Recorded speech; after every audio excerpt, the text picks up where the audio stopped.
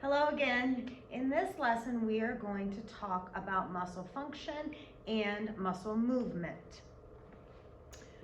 Protein is made of amino acids, and amino acids are the building blocks of the muscles in your body. Amino acids are what allow our body to build, repair, and maintain muscle tissue.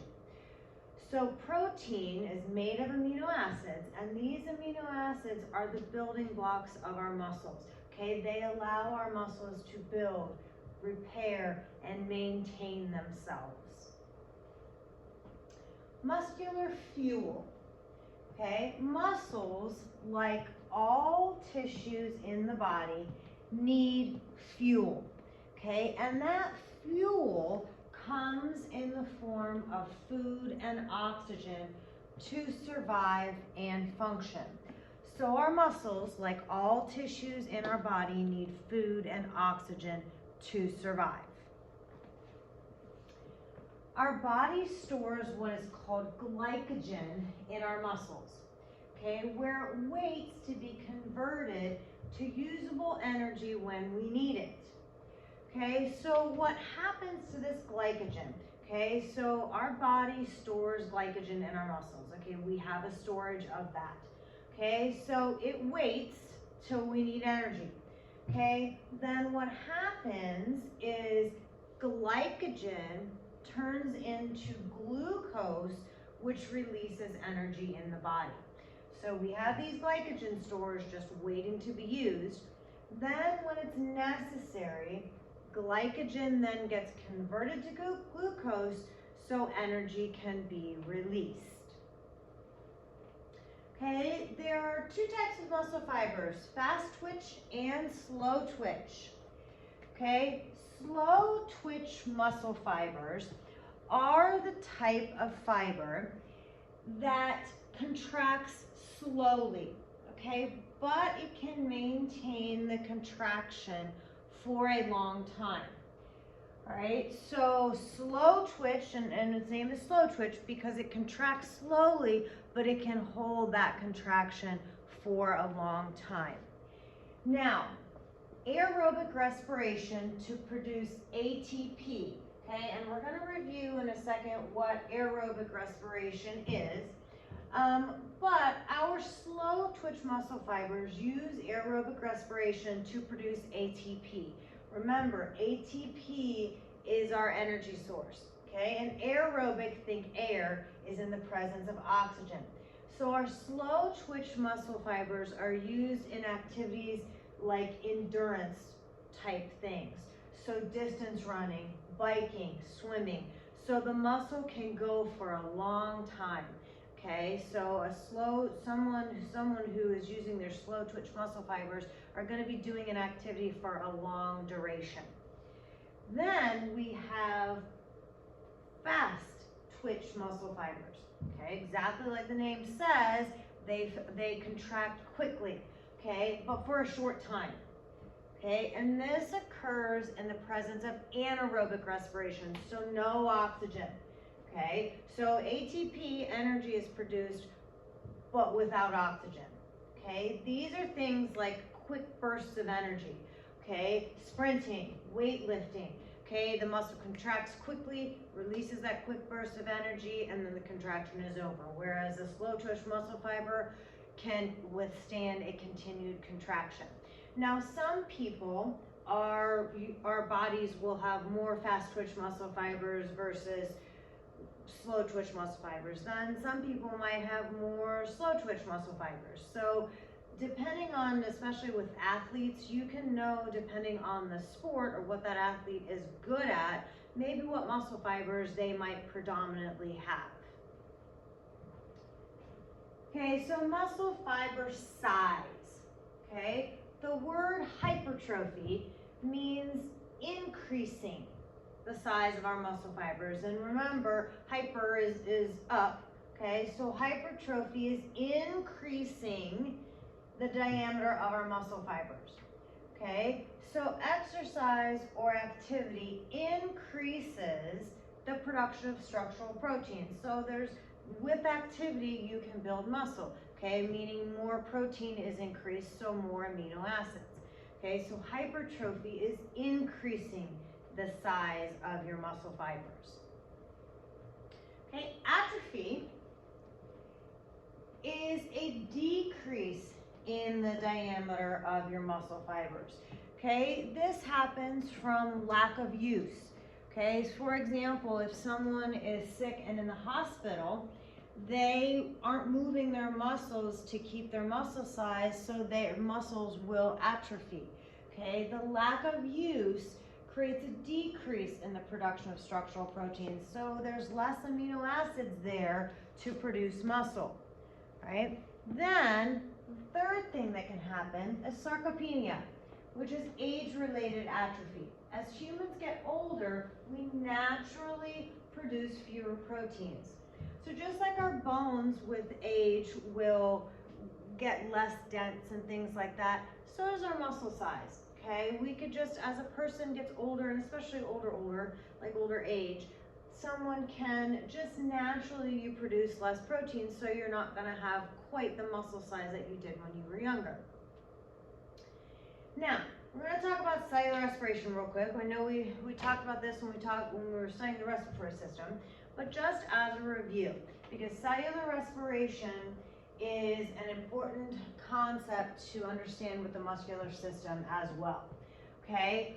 Because we must have we have glycogen stores in our muscle that eventually release glucose, and we also need oxygen and food for our muscles as fuel, and that is all occurs during cellular respiration. So cellular respiration, if you remember, are the chemical reactions that take place inside our cells to convert food, glucose, into energy, ATP, and waste products. Okay, so cellular respiration is our chemical reactions in our body that create ATP, which generates energy. Okay, glycogen stores turn into glucose. Okay, food is used, oxygen is given off, or oxygen is used, carbon dioxide is given off. Okay, all of that occurs in cellular respiration. Okay, then we have aerobic respiration in the presence of oxygen, anaerobic respiration without oxygen. Okay, so it's important to understand that cellular respiration plays a key role in how our muscles function, get their fuel, and remain strong. Okay, now aerobic respiration, if you remember, is with oxygen. Okay, chemical reaction is glucose plus oxygen yields carbon dioxide plus water plus 36 ATP. Okay, then anaerobic respiration.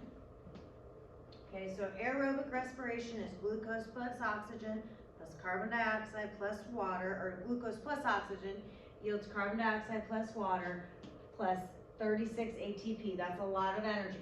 Okay, then aerobic respiration is without oxygen. Okay, and anaerobic respiration, the equation for the chemical reaction for anaerobic respiration is glucose yields carbon dioxide plus lactic acid plus 2 ATP. Okay, so you get a lot more energy from aerobic respiration. Aerobic respiration, we got 36 ATP. Whereas with aerobic respiration, we have 36 ATP, where anaerobic respiration, we only get 2. Okay, anaerobic respiration is where that buildup of lactic acid occurs, causing that burn in our muscle, which essentially might cause soreness as well. Okay, ATP means energy. Our muscles need energy. They need food, they need oxygen to be strong and allow movement to occur. Now, as far as muscles themselves, okay, we're going to talk about where muscles attach and how they move, right? So in a muscle, you have two points, okay? You have a point of insertion, or a point of origin and a point of insertion. The point of origin is the end of the muscle attached to the stationary bone, okay? So if we take our bicep, okay, the point of origin, okay, so our bicep is moving like this. This is what our bicep does, okay? It flexes our arm, all right? So the point of origin of our bicep is the top of our shoulder, right? So the round ball socket part of our shoulder. So that is the point of origin of our bicep.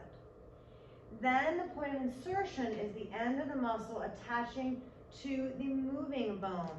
So this would be the point of insertion of our bicep muscle because it's moving our lower arm bones.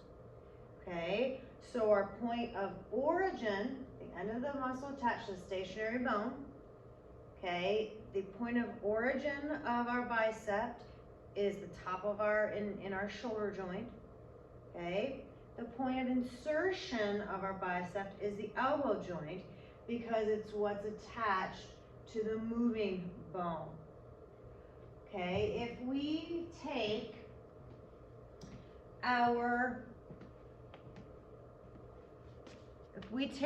hamstring, okay, our leg bone in the back, okay, its job is to flex our lower leg, okay? So with our hamstring, the point of origin is our hip, the point of insertion is our knee, because the point of origin is the non-moving part of the bone. The point of insertion is the moving part of the bone. So each bone has a point of origin and a point of insertion.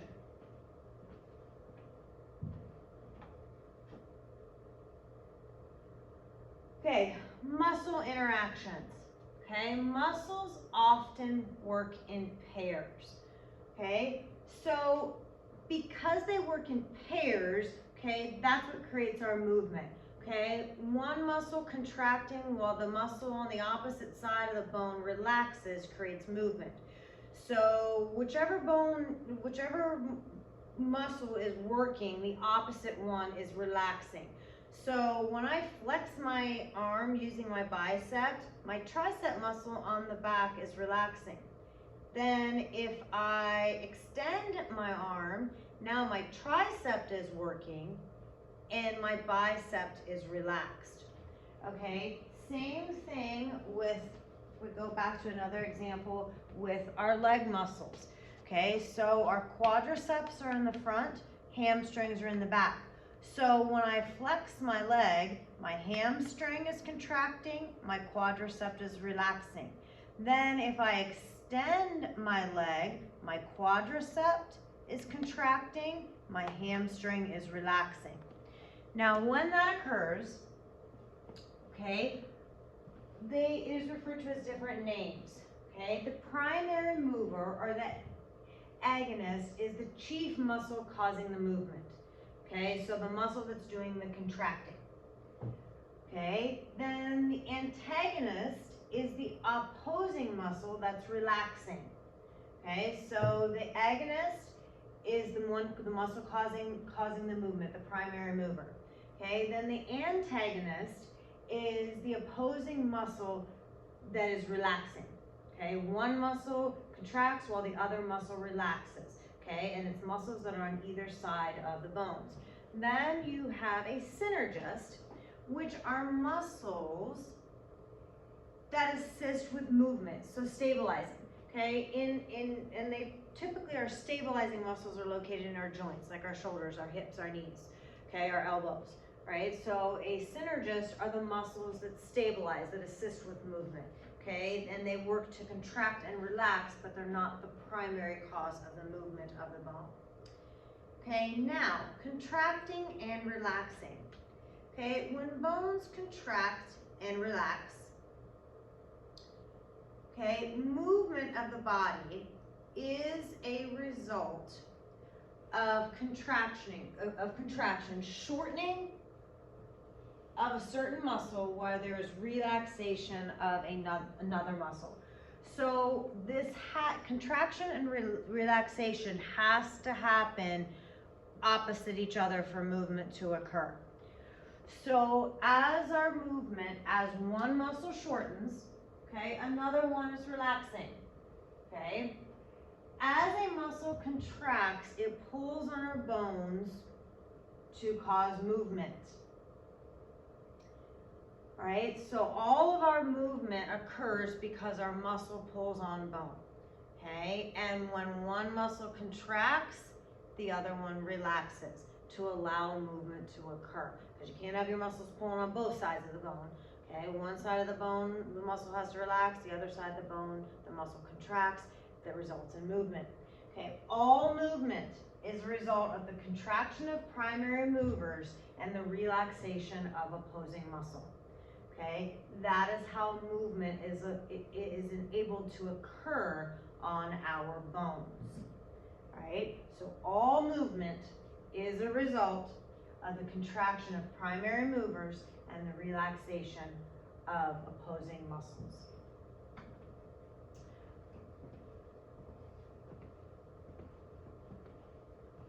All right, that is it for this lesson. As always, let me know if you have any questions about this lesson or the previous lesson on the functions of the muscular system. And have a great week, and I will talk to you all soon. Bye.